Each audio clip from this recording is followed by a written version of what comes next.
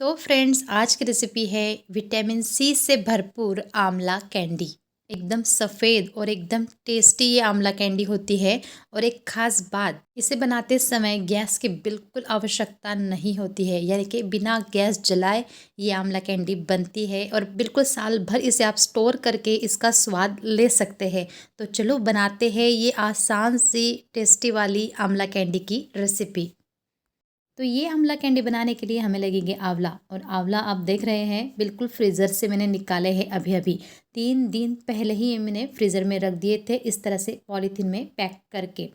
तो इसकी जो आवाज़ है ये बिल्कुल सुनते ही आपको समझ में आ जाएगा कि ये कितने अच्छे से बर्फ़ में जम चुके हैं। तो यहाँ बिल्कुल इसी तरह के आंवले हमें चाहिए जो बिल्कुल बर्फ़ से जम चुके हैं।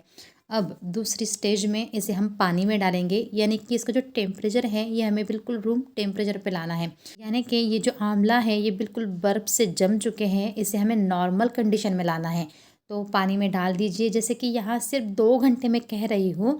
अभी लगे तो आप 2 या 3 घंटे के बाद अगर इसे चेक करेंगे तो एक आंवला आप देख सकते हैं, इसका जो कलर है ये बदल चुका है। और जैसे कि दूसरे आंवला है ये भी काफ़ी बदलते नज़र आ रहे हैं। तो बस एक एक आंवला हम निकाल लेंगे, यानी कि पानी से इसे हम निकालते हुए अच्छे से इसे पोंछ लेंगे। इसका जो टेम्परेचर है ये तो बिल्कुल नॉर्मल हो चुका है, साथ में ये काफ़ी सॉफ्ट बन चुके हैं। यानी इसे अगर दबाया जाए तो इसका जो जूस है ये निकल आएगा, इस तरह से इसकी कंडीशन है। तो अगली स्टेज में हमें चाकू की मदद से इसकी एक एक यानी जो कैंडी है ये बिल्कुल शेप वाइज निकालनी है। तो वैसे ये ठंडा होने के कारण आराम से निकल जाता है, लेकिन चाकू की मदद से ये प्रॉपर शेप से निकलेगा। इसलिए चाकू का यूज़ करते हुए इस तरह से मैंने इसे कट लगा लिए हैं। और जैसे कट लगाए हैं वैसे एक एक कैंडी यहाँ निकलती नज़र आ रही है। और साथ में जो छिलके हैं ये भी आसानी से निकल रहे हैं। अगर छिलके निकल रहे हैं आसानी से, अगर आप निकालना चाहते हैं तो बिल्कुल निकाल लीजिए, क्योंकि इससे अच्छा सा टेक्सचर तो मिल जाएगा और कैंडी बिल्कुल दिखने में मार्केट वाली कैंडी जैसी दिखेगी। इसलिए छिलके निकाल लीजिए। जैसे कि ये आंवला कैंडी बनाने में तो आसान है, खाने में स्वादिष्ट है, और साथ में जो विटामिन्स हैं वो जैसे कि वैसे इसमें रह जाते हैं, यानी कोई वेस्ट नहीं होता है। तो बस इसी तरह से ये आंवला कैंडी बनाने में भी आसान है। और बातों बातों में आप देख सकते हैं सारे छिलके यहाँ निकाल कर बिल्कुल रेडी हैं। तो आगे ये कैंडी बनाने के लिए हमें सिर्फ और सिर्फ शुगर लगने वाली है, यानी कि शक्कर। तो 1 किलो कैंडी के हिसाब से हमें लगेगी आधा किलो शक्कर। तो यह शक्कर कैसे मिक्स करनी है ये भी बिल्कुल ध्यान रखें। एक डिब्बा ले लिया है मैंने, जिसके नीचे यानी बॉटम पे हमने डाल दी है शक्कर, और साथ में एक लेयर यहाँ बनेगी इसकी आंवला की। एक लेयर शक्कर की, एक लेयर आंवला की, इस तरह से सारी लेयर बाय लेयर ये अरेंज करते जाए।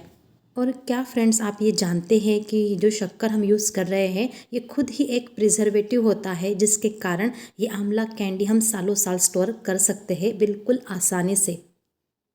तो यहाँ आप देख सकते हैं ये काम भी हमारा हो चुका है। अब हम बंद कर देते हैं डब्बा, और जैसे जैसे हमें टाइम मिलता जाएगा तब हम ये मिक्स करते जाएंगे। तो पहले ही दिन थोड़ी मात्रा में जो शक्कर होती है ये मेल्ट हो जाती है, और कुछ मात्रा में शक्कर रहती है, तो ये अच्छे से हमें मिक्स करते जाना है। तो आप देख सकते हैं कुछ मात्रा में अभी शक्कर बाकी है, लेकिन ये हम बड़े से पतीले में ट्रांसफ़र कर लेंगे ताकि अच्छे से ये मिक्स होती रहे हर बार। तो दूसरे दिन ये मैंने बड़े से पतीले में ट्रांसफ़र कर लिया है, फिर भी कुछ मात्रा में भी शक्कर बाकी है मेल्ट होना। तो कोई परेशानी नहीं, अभी फ़िलहाल हम ये मिक्स कर लेते हैं। और जो शक्कर के कांटेक्ट में नहीं आती है कैंडी, वो इस तरह से लाल पड़ जाती है। तो पूरे ये काम ध्यान से करते जाए। अब जैसे तीसरा दिन आ चुका है, तब हम देख सकते हैं जो शक्कर है ये पूरी तरह मेल्ट हो चुकी है, इसका पूरा पानी हो चुका है। और इस पानी में ये कैंडी अच्छे से मिक्स करते जानी है, ताकि हर एक कैंडी में शक्कर पूरी तरह उतर जाए, और यानी कि पूरी रस भरी ये कैंडी बन जाए। तो बस अब ये ढक देते हैं। और जैसे कि चौथा दिन आज है, तो हर एक कैंडी ने ये पूरी शक्कर एब्जॉर्ब कर ली है। तो अगर आप इस तरह से भी ये खाना पसंद करें तो बिल्कुल खा सकते हैं। ये बिल्कुल रस भरी सी मीठी कैंडी बन चुकी है। अब जैसे कि आपको मैं एक कैंडी बता दूं तोड़ के कि इसमें कितने अच्छे से ये शुगर आ चुकी है। तो ये एक कैंडी हम तोड़ कर भी देख लेते हैं कि जो रस है ये पूरा अंदर तक पहुंच चुका है। बस इतनी ही रस भरी कैंडी कभी ट्राई कीजिए खाने के लिए, बहुत बढ़िया लगती है। अब इस समय हमारा एक काम तो हो चुका है कि कैंडी अच्छे से मीठी बन चुकी है। अब ये जो शक्कर है ये हमें निकालनी है, यानी कि जो शक्कर का जूस है ये हमें अलग करना है और कैंडी अलग करनी है। तो एक छन्नी रख दी है मैंने, जिस पर ये मैंने छान लिया है और 10-15 मिनट के लिए ये इसी तरह से हमें छोड़ देना है, ताकि ये जूस अलग हो जाए और कैंडी अलग हो जाए। तो यहाँ आप देख सकते हैं जो नीचे है ये जूस है, और ये जूस बिल्कुल वेस्ट नहीं करना है। आप किसी भी जूस में, यानी कि आंवला जूस बनाएं या आंवला शरबत बनाएं, इसमें ये यूज़ कर सकते हैं। अब कैंडी हमें सुखानी है, तो एक बड़ी सी थाली ले ली है जिसमें एक एक कैंडी हम अरेंज करते जाएंगे। एक साथ नहीं डालनी है, सिर्फ इसी तरह से अरेंज करनी है ताकि सुखाते समय कोई परेशानी ना हो और जल्दी से ये सूख जाए। तो बस यहाँ ये काम भी हमारा हो चुका है। 2 थाली भर कर ये कैंडी बन जाती है 1 किलो के मेज़रमेंट में। तो बस इसे हम धूप में रखेंगे, और जैसे कि 2 दिन अच्छे से धूप में सुखाने के बाद इसे मैं आपको बताऊंगी कि इसका जो कलर है ये बिल्कुल इसी तरह से वाइट का वाइट ही रहने वाला है। धूप में सुखाते समय ध्यान रखें कि धूल और मिट्टी इसमें जमनी नहीं चाहिए। बस ये कुछ बातें हम ध्यान रखते हुए इसे सुखा लेंगे। और जैसे कि 2 दिन हो चुके हैं और ये जो कैंडी आप देख रहे हैं बिल्कुल अच्छे से सूख चुकी है, यानी कि स्टोर करने के लिए रेडी है। तो जैसे कि ये अंदर से तो बहुत ही मीठी है, तो ऊपर से थोड़ी सी हम पाउडर शुगर लगा लेंगे ताकि ये दिखने में भी बहुत ही अच्छी दिखे, और जैसे कि मार्केट में मिलती है कैंडी बिल्कुल उसी तरह का इसका टेक्स्चर आ जाए। तो बस इस पर पाउडर शुगर डालते हुए अच्छे से ये मिक्स करते जाएं।